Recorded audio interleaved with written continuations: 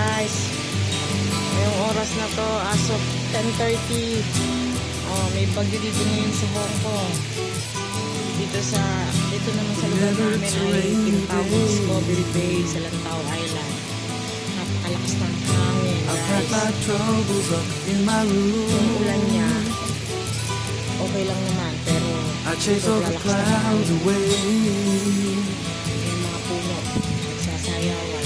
I get myself back to the room, but I know that you're gonna cry. Tears are running from your eyes. The piece of my life you take is one that so often